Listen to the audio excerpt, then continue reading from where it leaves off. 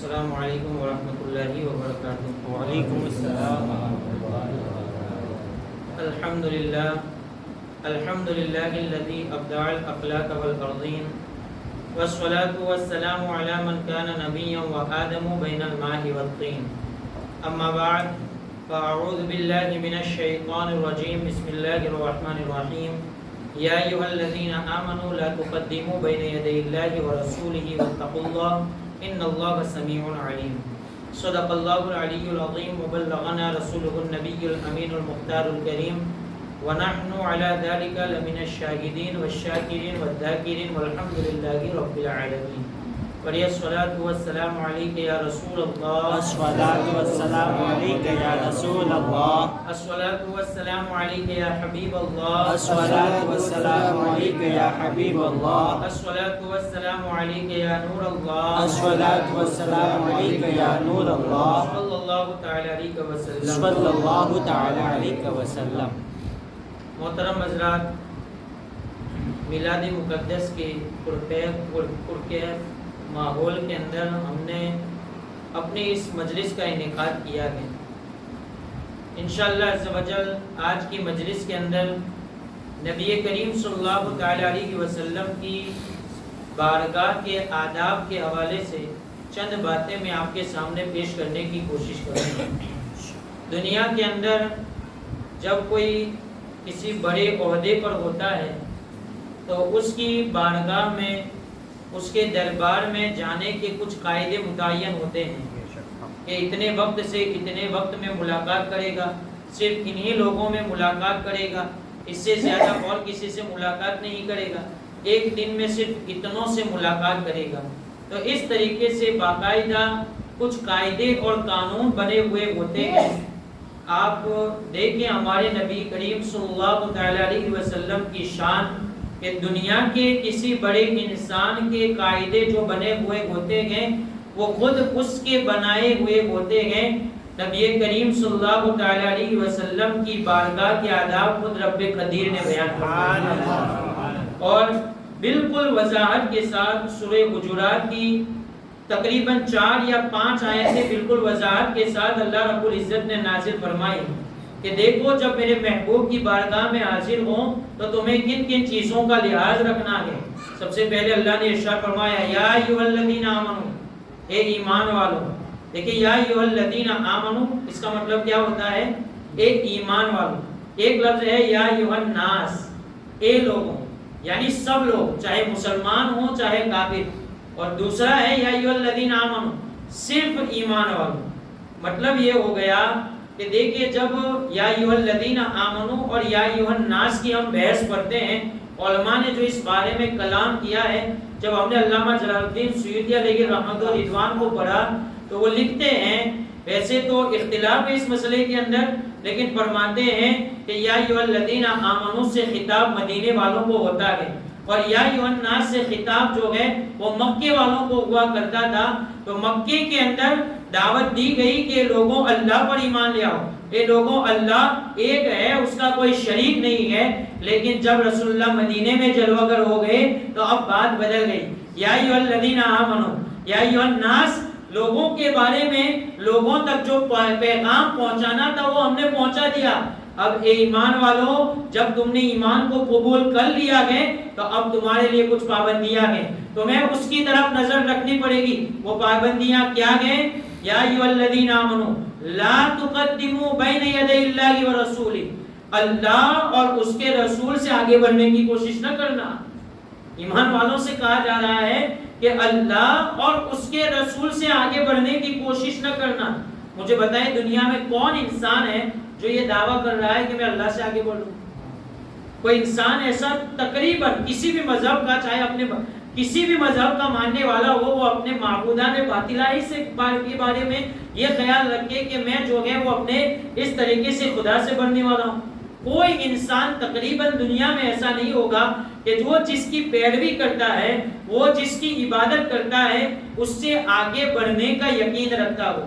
اب یہاں پر ایمان والوں سے خطاب ہے تو یہاں پر کوئی غیر تو مراد ہے نہیں، صرف ایمان والے ہیں؟ جب ایمان والے لوگ مراد ہیں، ایمان والوں سے خطاب ہے، تو مجھے بتائیے کہ کون سا ایمان والا وہ ہے کہ جو اللہ سے آگے بڑھنے کی طاقت رکھتا ہے یا سوچ رکھتا ہے؟ کوئی اللہ سے آگے بڑھ ہی نہیں سکتا، اس لیے کہ آگے بڑھنے کے لیے کسی چیز کا موجود ہونا ضروری ہے، کسی چیز کا سامنے موجود ہونا ضروری ہے۔ یہ مائک ہے، میں اگر آگے بڑھنا چاہتا ہوں تو پہلے اس سے دیکھوں گا پھر آگے بڑھوں گا، لیکن اللہ تو وہ ہے کہ ان اللہ منزہ ان تنششہ المخلوقات، کہ اللہ رب العزت تو مخلوقات کی مشابہت اختیار کرنے سے بھی پاک ہے۔ انہ منزہ عن المکان، وہ تو مکان سے بھی پاک ہے، ومنزہ عن الزمان، وہ تو زمان سے بھی پاک ہے، وما لہ الزمان وما لہ المکان، اور وہ تو اس سے بھی پاک ہے کہ جس کے لیے مکان کی ضرورت ہوتی ہے اور زمان کی ضرورت ہوتی ہے، وقت سے بھی پاک ہے، جگہ سے بھی پاک ہے۔ جب جگہ سے پاک ہے، وقت سے پاک ہے، اللہ سے آگے بڑھ کون ایمان والا سکتا ہے؟ اللہ سے آگے بڑھنے کی تو بات ہو ہی نہیں سکتی۔ جب اللہ سے کوئی آگے بڑھ نہیں سکتا تو یہاں پر یہ کیوں کہا جا رہا ہے لا تقدموا بین یدی اللہ ورسولہ، اللہ اور اس کے رسول سے آگے بڑھنے کی کوشش نہ کرنا۔ یہاں پر اللہ رب العزت ایمان والوں کو درس دینا چاہتا ہے، اے ایمان والوں، اگر تم میرے رسول سے آگے بڑھنے کی کوشش کرو گے تو سمجھ لینا کہ تم اللہ سے آگے بڑھنے کی کوشش کر رہے ہو۔ میرے رسول سے آگے بڑھنا یہ اللہ سے آگے بڑھنا ہے۔ واتقوا اللہ، اس معاملے میں اللہ سے ڈرتے رہنا۔ کہیں ایسا نہ ہو کہ تم نے اگر آگے بڑھنے کی کوشش کی تو اللہ رب العزت تمہیں عذاب کے اندر مبتلا فرما دے۔ کیوں؟ ان اللہ سمیع علیم، اللہ تو تمہاری باتوں کو سنتا ہے، وہ تو تمہاری باتوں کو سننے والا ہے، وہ علیم، اور وہ تمہاری دلوں کے حالات کو جاننے والا ہے، تمہاری باتوں کو سنتا ہے۔ کہیں تم اپنی باتوں کے ذریعے رسول سے آگے نہ بڑھ جاؤ، اور تمہارے دلوں کے حالات کو جانتا ہے کہ تمہاری آگے بڑھنے کی نیت کیسی ہے، وہ تو سب کچھ جان سکتا ہے۔ اب آپ دیکھیں کہ یہاں پر حالات یہ گئے کہ جب نبی کریم صلی اللہ تعالی علیہ وسلم سے پہلے کچھ صحابہ کرام نے قربانی کر لی، اور کچھ روایتوں کے مطابق نبی کریم صلی اللہ تعالی علیہ وسلم سے پہلے ابھی چاند دکھا نہیں تھا، کچھ صحابہ کرام نے رمضان کا روزہ رکھ لیا، تو اس لیے ان کو متنبہ کر دیا کہ دیکھو تمہارے لیے جو کچھ شریعت ہے وہ رسول اللہ ہے، ان کو دیکھنا ہے، وہ جیسا کرتے جائیں ان کی طرح کرتے جاؤ، ان سے آگے بڑھنے کی کوشش نہ کرو۔ لا تقدموا بین یدی اللہ ورسولہ، اللہ اس کے رسول سے آگے بڑھنے کی کوشش نہ کرنا۔ واتقوا اللہ، اس معاملے میں اللہ سے ڈرتے رہنا۔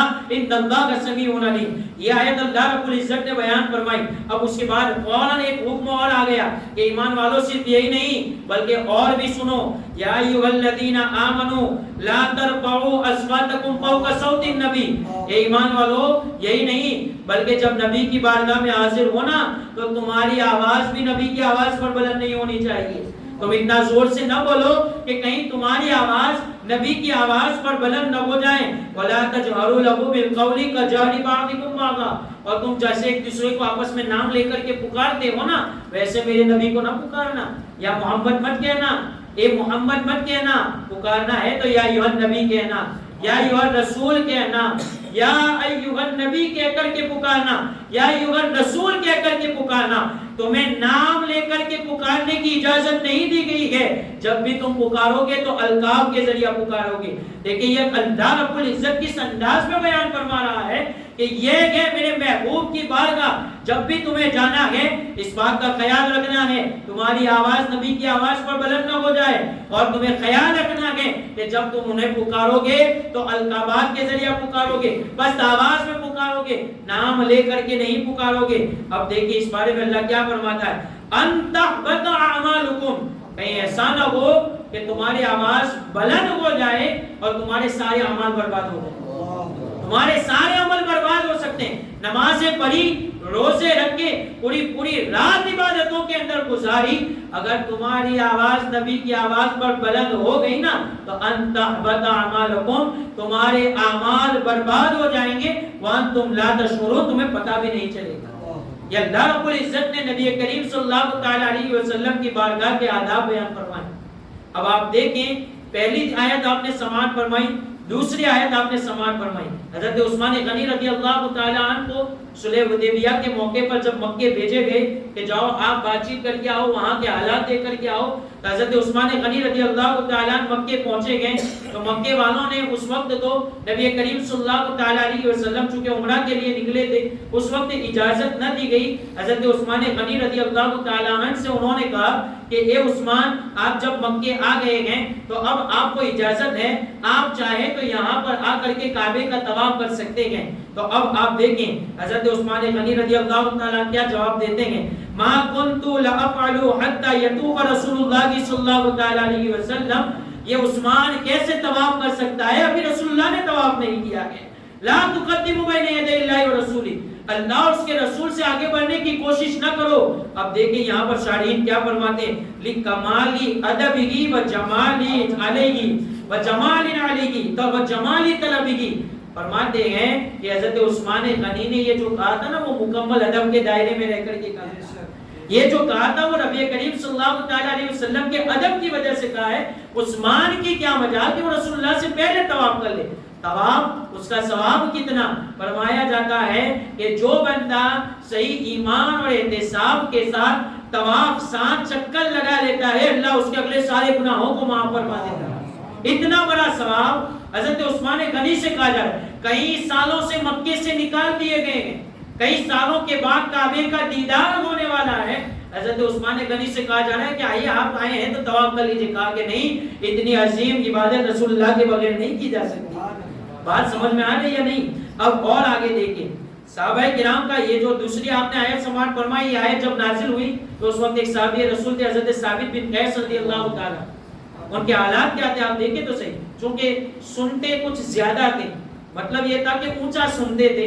اب جو لوگ اونچا سنتے ہیں ان کی عادت یہ ہوتی ہے کہ وہ بولتے بھی اونچا آگے، ایسی عادت ہوتی ہے. تو اب جب یہ آیت نازل ہوئی تو حضرت ثابت بن قیس رضی اللہ تعالیٰ جو اونچا سنتے تھے اسی وجہ سے اونچا بولتے تھے، تو انہوں نے نبی کریم صلی اللہ تعالیٰ علیہ وسلم کی مجلس میں آنا چھوڑ دیا. اب مجلس میں آنا چھوڑ دیا. رسول اللہ صلی اللہ تعالیٰ علیہ وسلم غلاموں پر نظر ڈال رہے ہیں، حضرت ثابت نظر نہیں آ رہے ہیں. تو پوچھ لیا کہ ثابت نظر نہیں آ رہے، کیا ہوا؟ کیا وہ بیمار ہوا ہے؟ تو حضرت سعد بن معاذ اور ایک روایت کے مطابق حضرت سعد بن عبادہ رضی اللہ تعالیٰ کہتے ہیں کہ میں کھڑا ہوا اور میں نے عرض کیا رسول اللہ صلی اللہ تعالیٰ علیہ وسلم میرے بغل ہی میں رہتا ہے، مجھے علم نہیں ہے کہ وہ بیمار ہوا ہو، مجھے ایسا کچھ معلوم نہیں ہے، انشاءاللہ میں پتہ کر کے آؤں گا. حضرت سعد بن معاذ اور ایک روایت کے مطابق حضرت سعد بن عبادہ رضی اللہ تعالیٰ تشریف لے جاتے ہیں. حضرت ثابت سے کہتے ہیں کہ ثابت رسول اللہ تمہیں یاد کیے ہیں، تم وہاں پر حاضری نہیں دیتے ہو. حضرت ثابت نے جواب دیا کہ کیسے حاضری دیتا، میں تو جہنمی ہو گیا ہوں، میں تو جہنمی ہو گیا ہوں. کہا کہ کیسے؟ کہ تم نے سنا نہیں اللہ نے کیا نازل فرمائی لا ترفعوا اصواتکم فوق صوت النبی، اپنی آواز پر نبی کی آواز پر اپنی آواز کو بلند نہ کرنا. جب یہ آیت اللہ نے نازل فرمائی تو ثابت میری تو آواز ہی بلند ہے، ثابت تو جہنمی ہو چکا ہے. تو اس وقت حضرت ثابت رضی اللہ تعالیٰ کی یہ بات رسول اللہ تک حضرت سعد نے پہنچائی. اللہ کے رسول صلی اللہ تعالیٰ علیہ وسلم نے ارشاد فرمایا ثابت کیسی بات کر رہا ہے، انہ من اہل الجنہ، وہ تو پکا جنتی ہے، وہ تو پکا جنتی ہے. دیکھا نہیں واتقوا اللہ ان اللہ سمیع علیم، اللہ تو دلوں کی نیتوں کو جاننے والا ہے. ثابت جو بول رہا تھا اونچی آواز سے تو اس کی نیت میری توہین نہیں تھی بلکہ وہ تو کمال ادب کے ساتھ بولا کرتا تھا. انہ من اہل الجنہ، وہ تو جنتی ہیں. جب حضرت سعد نے آ کر کے رسول اللہ کی یہ بات سنائی تو پھر حضرت ثابت جو ہے وہ رسول اللہ کی بارگاہ میں حاضر ہونے لگے. حضرت انس فرماتے ہیں کہ ہم صحابہ کے درمیان بات کرتے تھے کہ اگر کوئی کسی چلتے پھرتے جنتی کو دیکھنا چاہتا ہے نا تو وہ ثابت کو دیکھ لے. بات سمجھ میں آ رہی ہے نہیں؟ کمال ادب تھا نا، رسول اللہ کے ادب کے خاطر آنا چھوڑ دیا تھا اتنی عظیم مجلس کے اندر. حضرت ابوبکر صدیق رضی اللہ تعالیٰ عنہ اتنا پست آواز میں بولتے تھے اس آیت کے نازل ہونے کے بعد کہ کبھی کبھی رسول اللہ کو پوچھنا پڑتا تھا کہ ابوبکر کیا کہہ رہے ہو، سنائی نہیں دے رہا. بات سمجھ میں آ رہی ہے نہیں؟ حضرت عمر ابن خطاب رضی اللہ تعالیٰ جب رسول اللہ کی بارگاہ میں حاضر ہوتے تھے تو ایک چھوٹی سی ککڑی لے کر کے اپنے منہ میں داخل کر کے آتے تھے، ایسا نہ ہو کہ رسول اللہ کی آواز سے ان کی آواز بلند ہو جائے. اس آیت کے نازل ہونے کے بعد اور صلح حدیبیہ کے موقع پر رسول اللہ کے صلی اللہ تعالیٰ علیہ وسلم نے صحابہ نے کیا ادب کا مظاہرہ فرمایا تھا. آپ دیکھیں تو صحیح. عروہ بن مسعود ثقفی چونکہ رسول اللہ صلی اللہ تعالیٰ علیہ وسلم حج کے ارادے سے عمرہ کے ارادے سے نکلے تھے، صحابہ کرام بہت سے تھے ساتھ میں. اب ہوا یہ کہ کافروں کو پتا چلا کہ رسول اللہ جو ہے وہ عمرے کے لیے آ رہے ہیں، تو ان کو ایسا لگا کہ وہ جو ہے وہ ہم پر چڑھائی کر دیں گے اور مکے کو فتح کر لیں گے، تو وہ لوگ جنگ کی تیاریاں کرنے لگے۔ اور ادھر رسول اللہ صلی اللہ تعالیٰ علیہ وسلم کو علم ہوا کہ اس طریقے سے وہاں کے حالات بن چکے ہیں، تو رسول اللہ صلی اللہ تعالیٰ علیہ وسلم نے ایک مقام پر پڑاؤ ڈالا، اسی کو مقام حدیبیہ کہا جاتا ہے۔ اور رسول اللہ صلی اللہ تعالیٰ علیہ وسلم جب وہیں پر تشریف فرما تھے، چونکہ احرام باندھا ہوا تھا، تو یہاں کے کافروں نے کہ کچھ بڑے بزرگ تھے، انہوں نے آپس میں بات چیت کی اور کہا کہ لوگوں سیدھے تم جنگ کا فیصلہ نہ کر لو، احد کے علاوہ تم کچھ جیت نہیں پائے ہو ابھی تک، احد کے علاوہ ابھی تم کچھ بھی جیت نہیں پائے ہو، تم ایسی قوم سے مقابلہ کرنے والے ہو، کہیں ایسا نہ ہو کہ تمہارا داؤ الٹا نہ پڑ جائے، تو اس لیے سب سے پہلے تم میں سے کسی شخص کو بھیجو جو جاندار ہو، جو جانکار ہو، جو لوگوں کے حالات پر واقفیت کر سکتا ہو، ایسے کسی شخص کو تیار کرو، وہ وہاں پر جائے گا، مسلمانوں کے حالات دیکھے گا، اگر ایسا لگ رہا ہے کہ ہم ان پر فتح یاب ہو جائیں گے تو پھر ہم چڑھائی کر دیں گے، ورنہ پھر جو ہے وہ ہم جو ہے وہ صلح والا معاملہ کریں گے۔ تو اس لیے انہوں نے ایک شخص کو تیار کیا جس کا نام تھا عروہ بن مسعود ثقفی، اس سے کہا کہ جاؤ تمہیں جانا ہے اور اس طریقے سے مسلمانوں کے حالات دیکھنے ہیں۔ جب حالات دیکھنے کے لیے عروہ بن مسعود ثقفی وہاں پر گئے گئے، بعد میں ایمان لا چکے تھے، جب وہاں پر گئے گئے تو اب جو انہوں نے دیکھا، رہا ما رہا، جو انہوں نے دیکھا وہ کیا دیکھا، دیکھیں تو صحیح، فرماتے ہیں کہ مارا وَأَنَّهُ لَا يَتَوَزَّهُ إِلَّا ابْتَدَرُوا وَزُوءَهُ۔ وہ عروہ بن مسعود ثقفی نے وہاں جا کر کے دیکھا، ابھی تو دور کھڑے ہیں، کیا دیکھ رہے ہیں؟ رسول اللہ صلی اللہ تعالیٰ علیہ وسلم جب وضو فرماتے ہیں تو وضو کا قطرہ جو ہے وہ زمین پر نہیں گرتا ہے، بلکہ صحابہ کرام اس کی طرف لپک پڑتے ہیں، اس وضو کے پانی کی طرف لپک پڑتے گئے، وَقَادُوا يَقْتَتِلُونَ عَلَيْهِ، ایسا لگتا ہے کہ اس ایک قطرے کو پانے کے لیے آپس میں لڑ پڑیں گے، آپس میں تلواریں نکال لیں گے صرف اس ایک قطرے کی برکت کے خاطر، یہ میرا ہے، اس طریقے سے وہ لڑنے لگیں گے، ایسا لگ رہا ہے۔ اور فرمایا وَلَا يَمْسُكُ بُسَاقًا وَلَا يَتَنَخَّمُ نُخَامَةً إِلَّا تَلَقَّوْهَا بِأَكُفِّهِمْ، فرماتے ہیں کہ کیا دیکھا کہ نبی کریم صلی اللہ تعالیٰ علیہ وسلم اپنی تھوک مبارک بھی نکالتے ہیں نا، یا نخامہ مبارک بھی نکالتے ہیں، جس کو ہم غرفہ کہتے ہیں گجراتی کے اندر، اس کو نکالتے ہیں تو وہ بھی زمین پر نہیں گرتا ہے، بلکہ ان کے ہتھیلیوں میں سے کسی کے ہتھیلی پر گرتا ہے۔ تلقوها بأكفهم، وہ اپنے ہتھیلیوں میں اس کو لے لیتے ہیں، پھر کیا کرتے ہیں؟ فدلقوا بها وجوههم واجسادهم، اس کو اس طریقے سے رگڑ کر کے کبھی اپنے چہرے پر لگا لیتے ہیں، کبھی اپنے سینوں پر لگا لیتے ہیں۔ یہ عروہ دیکھ رہے ہیں جو ابھی کافر ہیں، ابھی مسلمان نہیں ہوئے، وہ دیکھ رہے ہیں، اور پھر کیا کہتے ہیں؟ وَلَا يَسْقُطُ مِنْهُ شَعْرَةً إِلَّا يُبْتَدَرُوهَا، ان کے سر سے یا ان کی داڑھی مبارک سے ایک منہ مبارک بھی گرتا ہے نا، بال مبارک بھی تو گرتا ہے نا، تو اس کی طرف بھی وہ لپک کرتے ہیں، وہ بھی زمین پر نہیں گرتا ہے۔ وَإِذَا أَمَرَهُمْ بِأَمْرِهِمْ، جب نبی کریم کسی کو حکم دیتے ہیں تو کیا کرتے ہیں؟ ابتدروا بِأَمْرِهِمْ، ابھی تو پوری بات سنتے نہیں اور کام کرنے کے لیے لگ جاتے ہیں، کہا کہ یہ کرو تو ابھی تو پوری بات سنی نہیں اور حکم کی تعمیل کے اندر لگ جاتے ہیں۔ وَإِذَا تَكَلَّمَ خَفِضُوا أَصْوَاتَهُمْ، جب بھی رسول اللہ سے گفتگو کرتے نا تو اپنی آوازوں کو پست کر دیتے ہیں، اپنی آوازوں کو پست کر دیتے ہیں۔ وَمَا يَحِدُّونَ إِلَيْهِ النَّظَرَ تَعْظِيمًا لَهُ، اور حالت یہ تھی کہ رسول اللہ صلی اللہ تعالیٰ علیہ وسلم کی طرف جب دیکھتے بھی تھے نا تو دیدار کی خواہش سے دیکھتے تھے، تعظیم سے دیکھتے تھے، کبھی بھی اپنی نظروں کو، آنکھوں کو بڑھا کر کے نہیں دیکھا، کبھی بھی اپنی نظروں کو تیز کر کے وہ نہیں دیکھتے تھے، بلکہ جب بھی دیکھتے تھے تو والہانہ محبت کے ساتھ دیکھا کرتے تھے۔ فَلَمَّا رَجَعَ إِلَىٰ قُرَيْشٍ، عروہ نے یہ دیکھا، وہاں پر بات چیت بھی کی، اور بات چیت کیا کی؟ جب وہ اندر داخل ہوئے تو اس وقت رسول اللہ صلی اللہ تعالیٰ علیہ وسلم کی محفل میں جانے کی اجازت مانگی۔ اب جب جا رہے تھے تو کچھ صحابہ کرام نے روک لیا تو پوچھا کہ کیوں روکا؟ کہ اندر جانا ہے تو اجازت لے کے جانا ہے، یہ کوئی محل بنا ہوا نہیں ہے، یہ چٹائی پر بیٹھی ہوئی ذات ہے، میں اس کی بات کر رہا ہوں، ذات کی جو چٹائی پر بیٹھی ہوئی ہے، اور اس کا پروٹوکول یہ ہے، جو صحابہ اس طریقے سے روک رہے ہیں کہ نہیں یہاں جانا ہے تو اجازت لے کر کے جانا ہوگا اور ہتھیار یہاں سے نکل کر کے جانا ہوگا، تم اس طریقے سے نہیں جا سکتے۔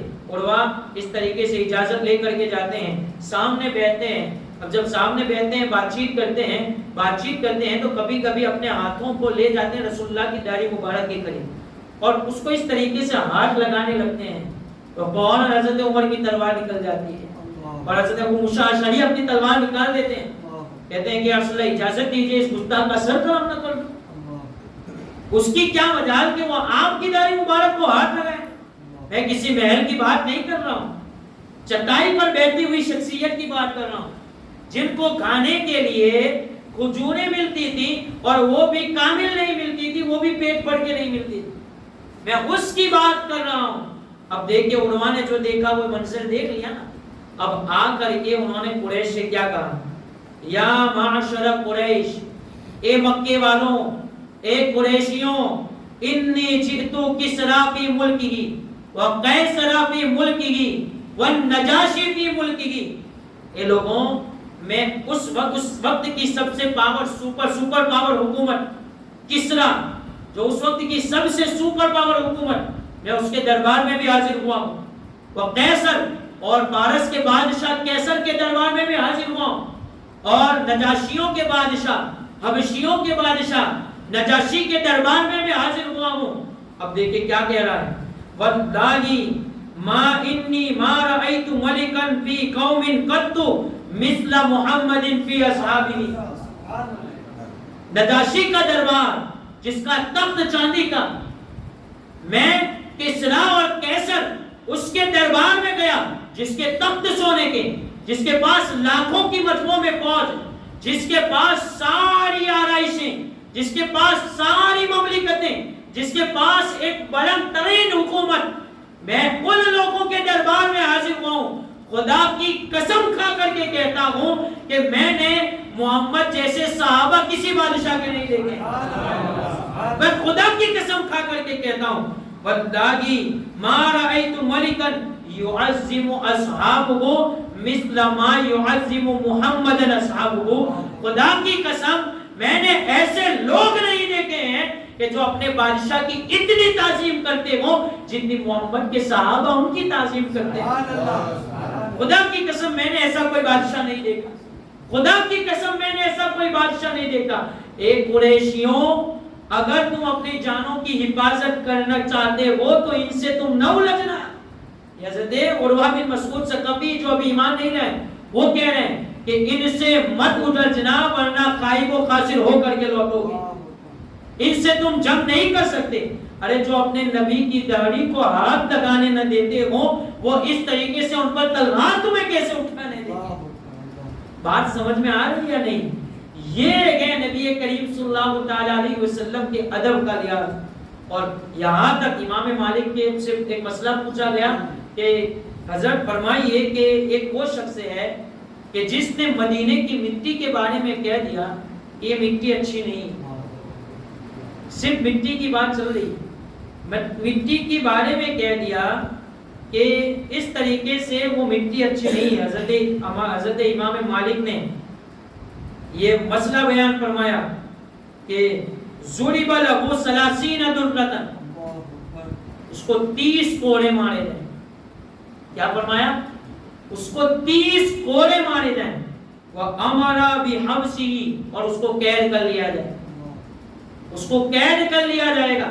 فرمایا وَكَانَ لِهَذَا الْقَائِلِ قَدْرٌ جَابٌ وَعَظْمَةٌ أَمَرَ عِنْدَهُ مَنْزِلَةً عِنْدَ غَيْرِهِ، یہ جس کے بارے میں کہہ رہے ہیں نا، فرما رہے ہیں نا، جس نے یہ بات کہی تھی نا وہ ایسا شخص تھا کہ جو ایک الگ اپنی منزل رکھتا تھا، یعنی زمانے کے اندر اس کا نام تھا۔ اس شخص کے بارے میں امام مالک نے فرمایا کہ اسے 30 کوڑے بھی مارے جائیں اور اس کے ساتھ ساتھ اس کو قید کر لیا جائے۔ اسی پر بس نہیں کیا بلکہ فرمایا اس کا تو سر تن سے جدا کرنے کی بات آ گئی، یعنی اس کا تو سر تن سے جدا کر دیا جائے۔ کیا اس کو مدینے کی مٹی کے بارے میں معلوم نہیں ہے رسول اللہ کی مٹی ہے؟ اسے ادب کا لحاظ نہیں ہے؟ بات سمجھ میں آ رہی یا نہیں؟ ایک مرتبہ امام مالک مسجد نبوی میں درس دے رہے تھے، ابو جعفر منصور خلیفہ آتا ہے اور آ کر کے ایک مسئلے کے اندر امام مالک سے الجھ پڑتا ہے۔ اب جب الجھ پڑتا ہے تو اس کی آواز بلند ہو جاتی ہے۔ یہ میں رسول اللہ کے دور کی بات نہیں کر رہا ہوں، رسول اللہ کے دور کے بعد کی بات کر رہا ہوں۔ اب دیکھیں کہ کیا معاملہ ہوتا ہے۔ ابو جعفر آ کر کے جب اس طریقے سے مسئلے کے اندر الجھتا ہے تو حضرت امام مالک رحمت اللہ تعالی علیہ فرماتے ہیں کہ اپنی آواز کو پست کر، لا ترفع صوتک فی ھذا المسجد، مسجد نبوی میں اپنی آواز کو بلند نہ کرنا، مسجد نبوی میں اپنی آواز کو پست کر دو. فإن اللہ تعالی ادب قوما فقال لا ترفعوا اصواتکم فوق صوت النبی، اس لیے کہ اللہ رب العزت نے اس قوم سے کہا جا تو تجھ سے بہتر تھی، وہ صحابہ جو تجھ سے بہتر تھے ان سے اللہ نے فرمایا تھا کہ لا ترفعوا اصواتکم فوق صوت النبی، اس نبی کی آواز پر اپنی اس نبی کی آواز پر اپنی آواز کو بلند نہ کرنا. ان صحابہ سے کہا گیا تو کون ہے؟ بات سمجھ میں آ رہی ہے نہیں؟ اور آگے فرمایا ومدح قوما، اور اسی کے نیچے دوسری ایک آیت ہے جو میں آپ کو سنانے والا تھا، ابھی سن لیجئے. امام مالک نے اور ایک آیت سنائی کہ ان الذين يغضون اصواتهم عند رسول الله اولئک الذین امتحن اللہ قلوبهم للتقوى. حضرت ابو بکر کی جب حالت دیکھی، جب حضرت عمر کی حالت، حضرت ثابت بن قیس، صحابہ کرام جب اس طریقے سے ادب کرنے لگے تو اللہ نے فرمایا ان الذین یغضون اصواتهم، وہ لوگ جو اپنی آوازوں کو پست کر دیتے ہیں عند رسول اللہ، اللہ کے رسول کی بارگاہ میں، یہ کوئی عام لوگ نہیں ہیں. اولئک الذین امتحن اللہ قلوبهم للتقوى، یہ وہ لوگ ہیں جن کے دلوں کو اللہ نے تقوی کے لیے پسند فرمایا. یہ وہ لوگ ہیں جن کے دلوں کو اللہ نے پسند فرمایا ہے. اب آپ اس سے یہ بھی سمجھ سکتے ہیں کہ جو رسول اللہ کے دربار کے آداب کا خیال رکھتا ہے وہی اللہ والا ہے. آداب کا لحاظ وہی رکھتا ہے جس کے دل کو اللہ نے چن لیا ہے، ورنہ جس کے دل کو اللہ نہ چنے تو وہاں پر بھی چلاتا ہوا نظر آتا ہے. بات سمجھ میں آ رہی ہے یا نہیں؟ تو امام مالک نے کہا ابو جعفر منصور سے کہ دیکھ تجھ سے بہتر قوم کو یہ حکم دیا گیا، اور جب قوم نے اس طریقے سے نبی کریم صلی اللہ تعالی علیہ وسلم کے دربار کا لحاظ رکھا تو اس قوم کے بارے میں کہا کہ یہ وہ لوگ ہیں جن کے دلوں کو اللہ نے پسند فرما لیا ہے. اب اسی کے بعد اللہ نے ایک اور آیت نازل کی ہے، وَذَمَّ قَوْمًا، ایک قوم وہ بھی آئی تھی کہ جنہوں نے دوپہر کے وقت، بنو تمیم کے کچھ لوگ آئے تھے، رسول اللہ صلی اللہ تعالی علیہ وسلم آرام فرماتے تو گھر کے باہر آ کر کے رسول اللہ کو پکارنے لگے اور آوازیں دینے لگے، جبکہ رسول اللہ آرام کے اندر ہیں. آرام کا لحاظ نہ رکھا، آرام کا خیال نہ رکھا. تو اب اللہ کیا فرماتا ہے، ان الذين ينادونك من وراء الحجرات اکثرهم جاہلون، وہ لوگ جو تمہیں دیوار کے پیچھے سے پکار رہے ہیں اکثر وہ ہیں کہ جو جاہل ہیں، اکثر وہ ہیں کہ جنہیں تمہارے دربار کے آداب کا لحاظ نہیں ہے محبوب. اب اللہ نے پھر آگے بیان فرمایا کہ ان کے لیے بہتر یہ ہوتا کہ وہ آپ کا انتہا تخرج الیہم، وہ آپ سے بات چیت کرتے جبکہ آپ نکلتے، یعنی آپ کے نکلنے کا انتظار کرتے، ان کے لیے یہ ضروری تھا، اور انہوں نے آپ کو پکارنا شروع کر دیا. یہ وہ لوگ ہیں اکثرهم جاہلون، یہ جاہل لوگ ہیں، انہیں آپ کے دربار کے آداب کا لحاظ نہیں ہے. اللہ ان کے بارے میں کہہ رہا ہے کہ وہ جاہل ہیں جو رسول اللہ کے دربار کے آداب کا لحاظ نہ رکھتے. اب آپ سمجھ سکتے ہیں. اب دیکھیں امام مالک نے ابو جعفر منصور سے کہا کہ دیکھ یہ معاملہ ہے کہ اللہ نے تعریف کی ہے ان کی جو تعظیم کا لحاظ رکھتے ہیں، اور مذمت کی ہے ان لوگوں کی جو لوگ تعظیم کا لحاظ نہیں رکھتے. اب امام مالک نے فرمایا کہ اِنَّا حُرْمَتَهُ مَيِّتًا كَحُرْمَتِهُ كَحُرْمَتِهِ حَيًّا، نبی کریم صلی اللہ تعالی علیہ وسلم کے دربار کے آداب کا لحاظ رکھنا جس طرح ان کے دور میں ضروری تھا، اسی طریقے سے ان کے دور کے بعد بھی ضروری ہے. امام مالک نے اعلان فرمایا تھا، یہ میں آج کی بات نہیں سنا رہا ہوں، کئی سالوں سے پہلے ایک تابعی کی بات میں آپ کو سنانے لگا ہوں جن کے حالات ہیں وہ فرما رہے ہیں. اب فرمایا فاستکان له ابو جعفر، اب ابو جعفر جو ہے وہ بالکل سست پڑ گیا، اب اس کی آواز جو ہے وہ بالکل چھوٹی ہو گئی، اور اب جو ہے وہ عریضے کے انداز میں کہنے لگا یا ابا عبداللہ استقبل القبلۃ وادعو ام استقبل رسول اللہ صلی اللہ علیہ وسلم. اب میں دعا کرنا چاہتا ہوں تو اے امام مالک آپ ہمیں بتا دیجئے، میری رہنمائی کیجئے کہ دعا کے وقت میں اپنا چہرہ رسول اللہ کے روزے کی طرف کروں یا کعبے کی طرف کروں. دیکھیں اس وقت یہی مسئلہ حل ہو گیا تھا، جب میں دعا کروں تو میں کعبے کی طرف اپنا چہرہ کروں یا اپنا چہرہ رسول اللہ کے روزے کی طرف کروں؟ تو دیکھیں امام مالک کیا فرماتے ہیں، وَلِمَ تَصْرِفْ وَجْهَكَ عَنْهُ، تو رسول اللہ سے اپنا چہرہ کیوں پھیرے گا؟ تو رسول اللہ سے اپنا چہرہ کیوں پھیرے گا؟ فَهُوَ وَسِيلَتُكَ وَوَسِيلَةُ أَبِيكَ آدَمَ وَحَوَّا، یہ تو صرف تیرے ہی وسیلہ نہیں ہے، آدم کو بھی ان کی ضرورت پیش آئی۔ جب آدم کو ان کی ضرورت پیش آئی، آدم ان کا وسیلہ لے رہے ہیں، تو کون ہے؟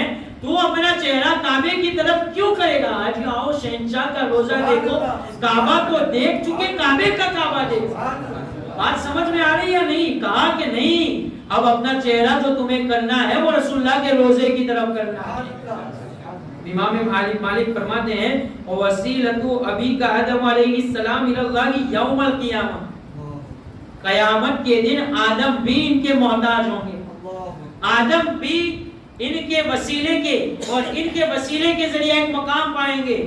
بل استقبلہ واستشفع بہ فیشفعک اللہ، دیکھیں کیا جملہ ارشاد فرمایا ہے کہ جا ان کے دربار میں حاضر ہو جا، اپنا عریضہ رکھ اور شفاعت طلب کر، جب تو ان سے شفاعت کرے گا نا، شفاعت طلب کرے گا نا، تو اللہ تجھے شفاعت عطا فرمائے گا۔ اب دیکھیں قال اللہ تعالی، امام مالک نے اس پر دلیل بھی دی، اس پر دلیل بھی دی کہ اللہ خود فرماتا ہے وَلَوْ أَنَّهُمْ إِذْ ظَلَمُوا أَنفُسَهُمْ جَاءُوكَ، اے محبوب تمہارے امتیوں سے کہہ دو گھبرانے کی کوئی ضرورت نہیں، گناہ کر کے تھک گئے ہو، اب تمہارا دل پلتا ہے، مصیبتوں کے اندر گرفتار ہو گئے ہو، اب تمہیں کسی کی حاجت کی ضرورت ہے، تم غمگین ہو گئے ہو، تم تکلیف کے اندر ہو، کچھ کرنے کی ضرورت نہیں ہے، جاؤ رسول اللہ کے دربار میں حاضر ہو جاؤ۔ اگر پیسے خرچ کر کے جا سکتے ہیں تو مدینے میں حاضر ہو جاؤ، اور اگر پیسے خرچ کر کے نہیں جا سکتے، اتنی قدرت نہیں ہے، تو آؤ رات کے وقت آنکھ بند کر لے، 100 مرتبہ درود پڑھ لے، اس محبوب کو یاد کر، وہ تیری سنتے ہیں۔ تو زندہ کے واللہ، تو زندہ کے واللہ میرے چشم عالم سے چھپ جانے والے، کبھی پیش تو کر، کبھی اپنا عریضہ تو رکھ، دیکھ تیرا دل کتنا ہلکا ہو جائے گا، اس لیے کہ تو جب وہاں پر اپنی پیشکش کرے گا تو اللہ اس کے پیچھے تیری رہنمائی فرمائے گا۔ یہ امام مالک نظریہ دے رہے ہیں، اور امام مالک کیا ادب کا لحاظ رکھتے ہیں، مدینے کے اندر کبھی بھی جوتے پہن کے چلے نہیں، کبھی بھی نہیں چلے ہیں، اور اپنی سواریاں جو ہیں وہ مدینے کے باہر باندھتے تھے، اس وجہ سے کہ سواریاں کہیں مدینے کے اندر گندگی نہ کر دیں، اس وجہ سے اپنی سواریاں مدینے سے باہر باندھ۔ پوری زندگی میں صرف ایک مرتبہ حج کیا، پوری زندگی میں، مکے سے مدینہ دور کتنا ہے؟ 350 کلومیٹر۔ امام مالک نے پوری زندگی میں صرف ایک ہی حج کیا ہے۔ پوچھنے والے نے پوچھا آپ حج کے لیے کیوں نہیں جاتے؟ کہا کہ میں ڈرتا ہوں کہ حج کے لیے نکلا اور کہیں راستے میں میری روح قبض ہو گئی تو پھر میرا کیا بنے گا، میری تو خواہش ہے کہ میں مدینے کے اندر موت مجھے آئے۔ بات سمجھ میں آ رہی ہے؟ اس قسم کا کمال ادب تھا، جب بھی رسول اللہ کے فرمان کو سناتے تھے، حدیث کے لیے حدیث سنانے لگتے تھے، تو سب سے پہلے تو غسل کرتے تھے، بہتر سے بہتر جبہ پہنتے تھے، خوشبو لگاتے تھے، امامہ باندھتے تھے، سرما لگاتے تھے، اور اس طریقے سے جب مسند پر بیٹھتے تھے پھر جا کر کے کہتے تھے کہ قال رسول اللہ صلی اللہ علیہ وسلم، اللہ کے رسول نے سب۔ یہ کس لیے تھا؟ صرف اور صرف رسول اللہ صلی اللہ تعالی علیہ وسلم کے ادب کے خاطر، آپ کے فرامین کے ادب کے خاطر یہ معاملہ تھا۔ اور میں نے تو ایک روایت پڑھی تو میں دنگ رہ گیا، حضرت ابو ہریرہ رضی اللہ تعالیٰ عنہ، ابو داؤد شریف کی حدیث ہے، حضرت ابو ہریرہ رضی اللہ تعالیٰ عنہ فرماتے ہیں کہ ایک مرتبہ میں راستے سے جا رہا تھا، تو چونکہ حالت ایسی تھی کہ میں ناپاکی کی حالت میں تھا، مجھے غسل کی حاجت پیش آئی تھی، رسول اللہ آئے تو میں نے اپنا چہرہ پھیر لیا، رسول اللہ آئے اس راستے سے گزر رہے تھے، میں نے اپنا چہرہ پھیر لیا اور پھر میں اپنے کام کی طرف نکل پڑا۔ جب رسول اللہ کی بارگاہ میں حاضر ہوا تو میں رسول اللہ نے مجھ سے پوچھا کہ ابو ہریرہ مجھ سے تم نے چہرہ پھیر لیا تھا؟ ابو ہریرہ تم نے مجھ سے چہرہ پھیر لیا تھا؟ کہا کہ یا رسول اللہ میں ناپاکی کی حالت میں تھا، میں نہیں چاہتا تھا کہ اس حالت میں آپ کا دیدار کروں، اب جب میں نے غسل کر لیا ہے تو آپ کے دربار میں حاضر آ گیا۔ اب اندازہ تو لگا ہے، حضرت عباس رضی اللہ تعالیٰ عنہ کے گھر کے قریب، حضرت عبداللہ ابن عباس رضی اللہ تعالیٰ عنہ کے گھر کے قریب ایک پرنالہ لگا تھا، وہیں سے لوگ نمازوں کی ادائیگی کے لیے جا رہے تھے. اب بارش کے موسم میں ہوتا یہ تھا کہ اس کے اوپر سے پانی نکلتا تھا. حضرت عمر کا دور تھا، حضرت عمر نے وہ پرنالہ نکالا، اس کو تو اس طریقے سے زمین پر پٹک دیا. حضرت عمر کا دور تھا، حضرت عمر نے وہ پرنالہ لیا، چونکہ مسجد کی طرف جانے والوں کو تکلیف ہوتی تھی نا، تو اس وجہ سے نکال لیا اور اس کو زمین پر پٹک دیا.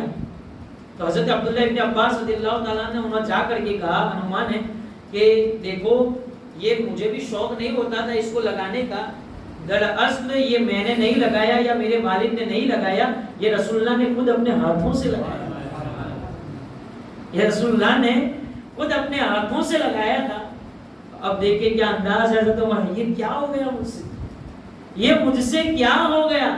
حضرت عمر جاتے ہیں، اس پرنالے کو اٹھاتے ہیں، حضرت عبداللہ ابن عباس سے کہتے ہیں کہ یہ تم پکڑو. حضرت عمر جو ہے وہ نیچے جس طریقے سے ہم گھوڑی بنتے ہیں نا، اس طریقے سے بنتے باقاعدہ، اور حضرت عباس سے کہتے ہیں کہ تم میرے پیٹھ پر سوار ہو جانا. حضرت عبداللہ ابن عباس سے کہتے ہیں تم میری پیٹھ پر سوار ہو جاؤ اور اس پرنالے کو اسی کے مقام پر لگا دو. کیا انداز ہے. حضرت عبداللہ ابن عباس کہتے ہیں کہ امیر المومنین میں ایسے ہی لگا دوں، امیر المومنین میں ایسے ہی لگا دوں گا، آپ پر چڑھنے کی کیا ضرورت ہے. کہا کہ نہیں، عمر کی کیا مجال ہے کہ رسول اللہ کے لگائے ہوئے پرنالے کو وہ اکھاڑ دے. یہ کمال ادب تھا، اور یہی ادب 1300 سال تک چلا تھا. لیکن اسی عمل کو، اسی ادب کو ختم کرنے کے لیے پھر فرقے بنائے.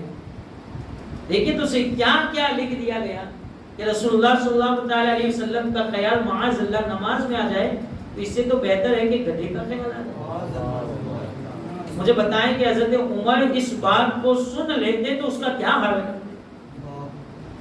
جن کی حالت یہ تھی کہ اس طریقے سے داڑھی پکڑنے والے کو وہ ٹوک دیا کرتے تھے، اس کے لیے تلوار نکال دیا کرتے تھے. تو جس نے یہ کہا ہو کہ رسول اللہ مر کر معاذ اللہ مٹی میں مل گئے، کیا حالات ہوتے اس وقت اگر اس قسم کی بات کی جاتی. الحمدللہ اللہ کا شکر احسان ہے کہ اللہ نے ہمیں ایسے گھرانے میں پیدا کیا کہ جہاں پر ہم اہل سنت و جماعت ہیں. اللہ رب العزت نے ہمیں صحیح نظریات والے گھروں کے اندر پیدا کیا. اس پر ہم جتنا شکر ادا کریں اتنا کم ہے. اب دیکھیں تو صحیح، کہاں وہ صحابہ کا دور، کہاں اللہ کے بیان کردہ وہ آداب، کہاں رسول اللہ صلی اللہ تعالی علیہ وسلم کے صحابہ کا وہ آداب کا لحاظ، اور کہاں اس دور کی یہ باتیں، کس قسم کی یہ باتیں دین کے اندر گڑ دی گئی. اگر میلاد ہم مناتے ہیں تو اسے بھی جب کہا جاتا ہے رسول اللہ کے بارے میں جو باتیں گڑی گئی اس کا جواب کون دے گا. اندازہ تو لگائیں. ایسی بات مجھے بتائیں 1400 سال میں کسی محدث نے لکھی ہو. یہ بات جو لکھی گئی ہے کوئی ایسا فقیہ دکھا دیجئے، کوئی ایسا تابعی دکھا دیجئے یا کسی صحابی کے بارے میں بتا دیجئے کہ جنہوں نے اس قسم کی بات کی. کہتے ہیں نا کہ میلاد مناتے ہو تو بتاؤ کس صحابی نے بنائی، کس تابعی نے بنائی، کس تابعی نے بنائی، کس فقیہ نے بنائی، کس محدث نے بنائی. ہم سوال کرتے ہیں تم نے یہ جو باتیں لکھی بتاؤ کس محدث نے بیان کی، کس فقیہ نے بیان کی ہے، کس صحابی نے بیان کی اور کس تابعی نے بیان کی. آج تک کوئی اس کا جواب نہیں دے پایا گیا. اس لیے اللہ کا شکر احسان مانیے اس بات پر کہ اللہ نے آپ کو صحیح ایمان کی دولت عطا فرمائی ہے. اعمال یقیناً ضروری، اس کے بغیر خلود فی النار، خلود فی الجنہ کے اندر کچھ کمی آ جاتی ہے. لیکن یاد رکھیں کہ ایمان اگر نہیں ہے تو کچھ بننے کا کچھ حاصل ہی نہیں ہے. پوری زندگی کا کوئی مطلب نہیں ہے، کما کر کے کھا کر کے چلے گئے اور کچھ نہیں ہے، کہیں آئے کہیں چل دیے گئے. اللہ کا شکر احسان ہے رسول اللہ کی محبت میں جائیں گے تو ہمیں یقین ہے قبر ہی کے اندر سے ہماری نعمتیں شروع ہو جائیں گی اور نور لے کر کے آئیں گے. ہماری قبر کو بھی منور فرمائیں گے، ہمارے حشر کو بھی منور فرمائیں گے اور جنت میں بھی ہمارے داخلے کو منور فرما دیں گے. رب قدیر کی بارگاہ میں دعا ہے کہ اللہ رب العزت نبی کریم صلی اللہ تعالی علیہ وسلم کی سچی عقیدت ہمیں عطا فرمائے. کہنے سننے میں کچھ خطا ہو گئی ہو، کوئی لفظش ہو گئی ہو تو معاف فرمائے. وما علینا الا البلاغ. السلام علیکم.